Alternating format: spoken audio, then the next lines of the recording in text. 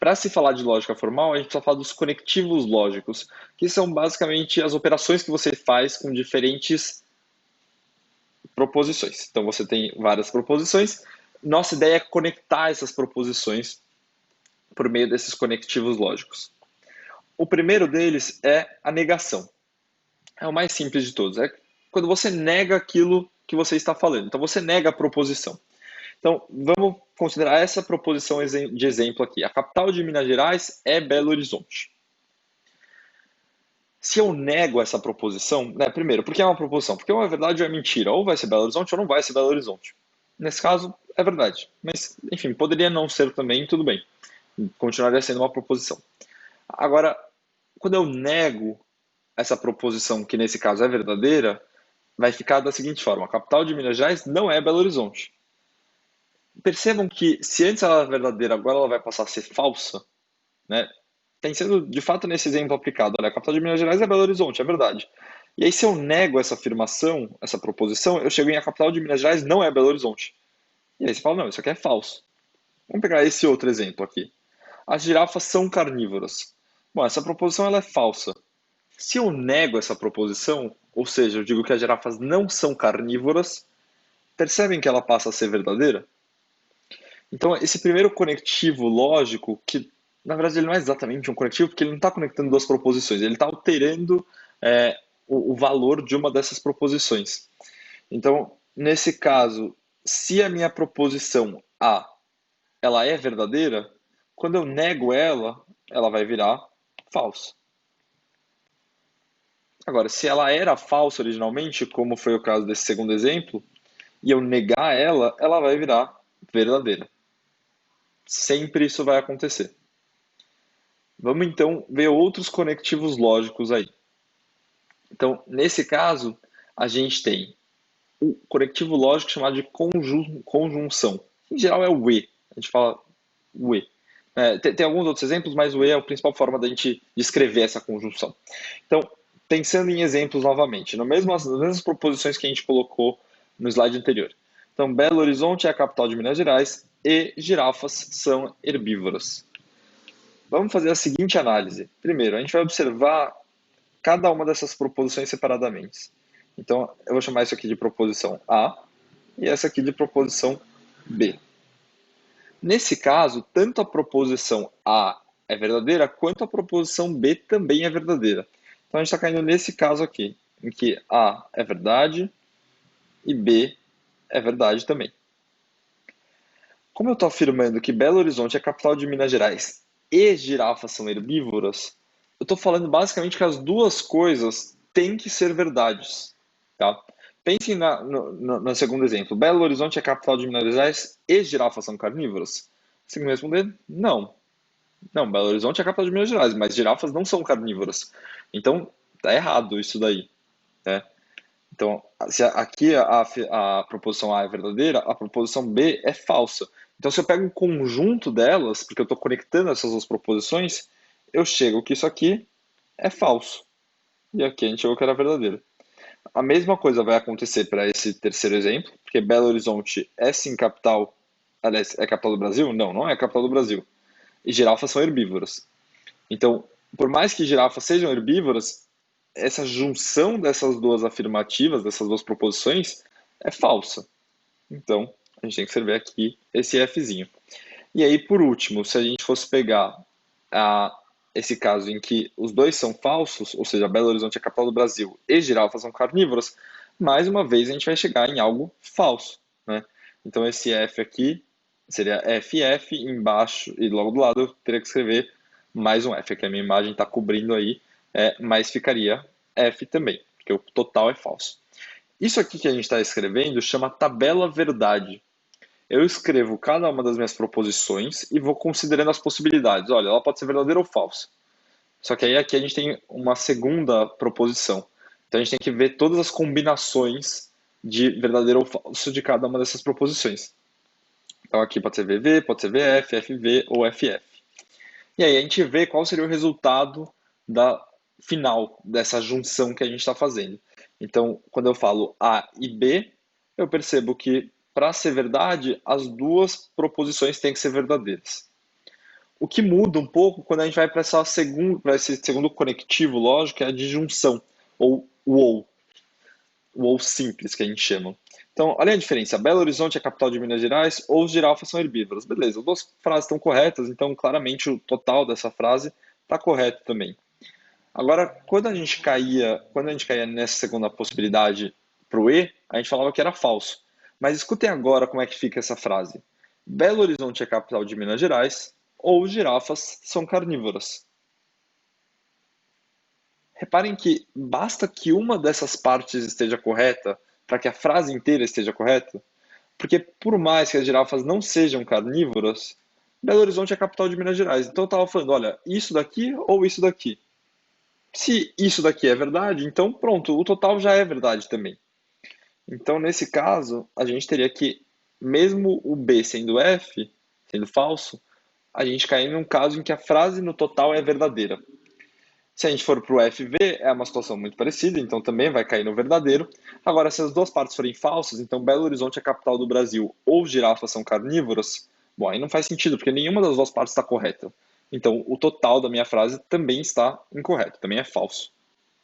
Então, basicamente, a diferença aí é que no E a gente tinha a tabelinha verdade VFFF e aqui a gente tem VVVF. Muda um pouco, porque a gente aceita que uma seja verdadeira e a outra não.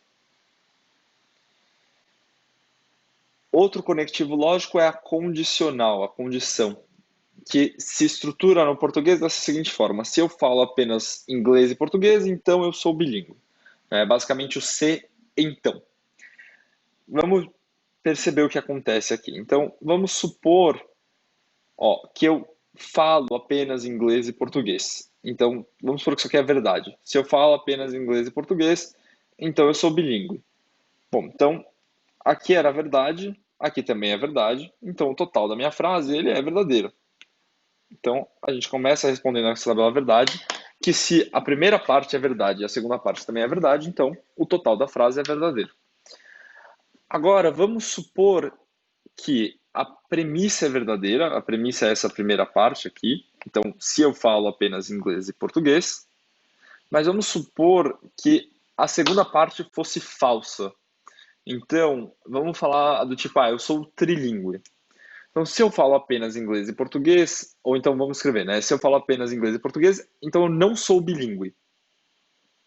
Percebem que não faz o menor sentido? Porque se você fala apenas inglês e português, com certeza você precisa ser bilíngue, né? Basta, né? Tipo, com certeza absoluta você vai ser bilíngue se você só fala essas duas línguas. Então, quando a gente cai nesse caso em que a premissa é verdadeira, mas a conclusão é falsa, isso faz com que a frase no total seja falsa. Não faz sentido.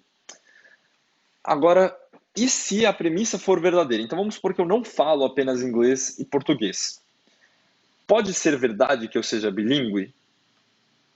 Pode. Eu posso falar só francês e espanhol. E aí eu vou ser bilíngue. Mas pode não ser verdade também, né? Porque eu posso falar, se eu não falar apenas inglês e português, pode ser que eu fale inglês, português e espanhol. E aí eu vou ser trilíngue. Então, de fato, essa segunda parte, essa conclusão também estaria falsa. Então a gente percebe que se a premissa for falsa, a conclusão ela pode ou não ser verdadeira. Ela pode ser verdadeira ou falsa. A gente não tem como saber, porque podem existir outras questões aí que envolvam para que eu seja bilíngue ou não seja bilíngue.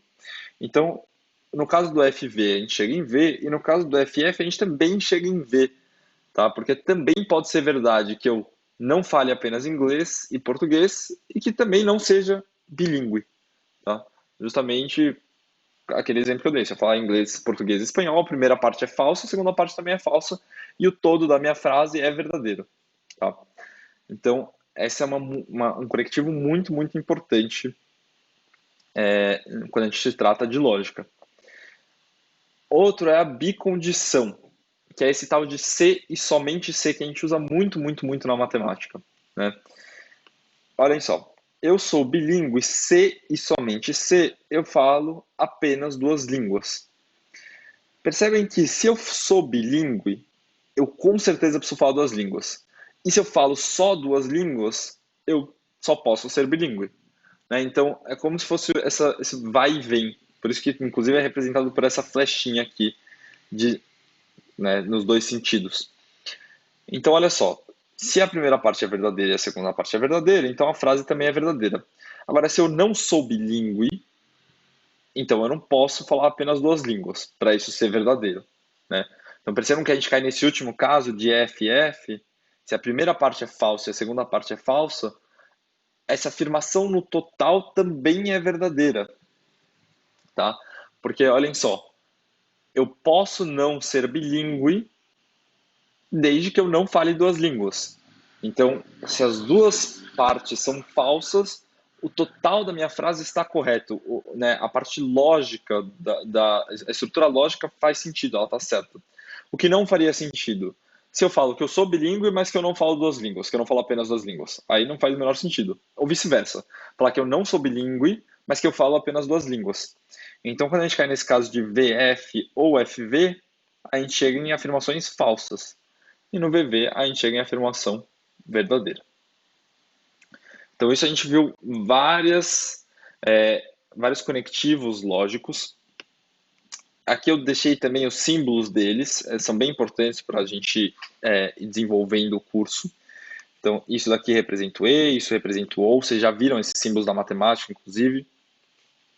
A flechinha do condicional, a flechinha dos dois sentidos da bicondicional, e a negação a gente usa esse til, né? Basicamente o acento til. Então, olhem só essa tabela verdade mais completa aqui. É um resumão de tudo que eu estava falando até agora.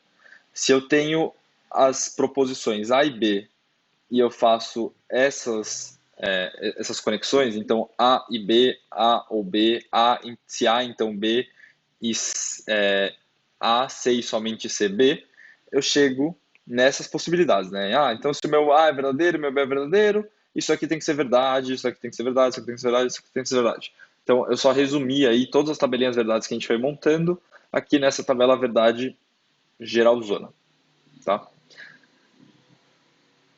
E aí a gente vai representar esses operadores lógicos, que são esse e, se então. O se então, na verdade, a gente nem vai fazer muito, mas principalmente o e, ou e o não. Por esses símbolos que a gente chama de portas lógicas. Só que vocês vão ter que ficar retomando o tempo todo para lembrar esses desenhos até vocês acabarem aprendendo essa linguagem. Então a gente representa o não, a negação, por esse símbolo triangular com uma bolinha aqui aberta.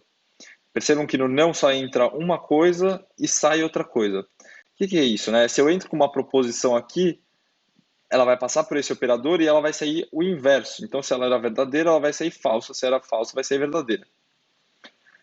No operador e ou, a gente já tem duas entradas, porque são duas proposições que eu vou conectar. E aí, ou a saída vai ser verdadeira ou vai ser falsa, de acordo com essas entradas. Então, se a minha proposição A for verdade e a minha proposição B for verdade, o meu C vai ser verdade. Se uma delas for falsa ou as duas forem falsas, aí o meu C vai ser falso. E o ou funciona da seguinte forma: se as duas entradas são verdadeiras, o C é verdadeiro. Se uma é verdadeira e a outra não, ou vice-versa, também vai sair verdadeiro. Só se as duas forem falsas, a saída C vai ser falsa. E aí, isso aqui a gente vai usar bastante usando a ideia dos números binários, porque isso daqui no fundo são vários circuitos elétricos que funcionam pensando que 5 volts representa a verdade e 0 volts representa a mentira. Então, se eu, nesse caso aqui, coloco 5 volts nessa porta e 5 volts nessa porta, ela vai ter de saída 5 volts. Agora, se eu colocar 5 volts e 0 volts, aqui a saída vai ser 0 volts. Isso vai representar esses verdadeiros ou falsos, que por enquanto está bem abstrato, mas daqui a pouco a gente vai começar a trabalhar com alguns exemplos, vai ficar um pouquinho mais claro. E aí a gente tem essas outras portas lógicas que eu deixei aqui, mas por enquanto eu vou realmente ficar principalmente nessas três primeiras. Só vou falar um pouco dessa NAND aqui também, que representa o E negado. O que eu quero dizer com isso? Você vai fazer primeiro a operação e depois vai negar essa operação. Ou seja, se aqui eu entrava com verdadeiro e saía verdadeiro, no NAND, se eu entrar com verdadeiro e verdadeiro, ele primeiro calcularia o E, que seria verdadeiro também, mas depois ele nega isso, então vira falso. Agora, se eu entro com um verdadeiro e falso, o E daria falso, mas como eu vou negar logo depois, ele vai virar verdadeiro. Então isso representa o NAND. E agora é justamente o que eu gostaria que vocês escrevessem essa tabela verdade. Então, dado operador lógico chamado e negado, ou NAND em inglês, eu gostaria que vocês fizessem a tabela verdade, preenchessem a tabela verdade aqui, o que acontece para cada uma das combinações dessas proposições que são entradas desse operador.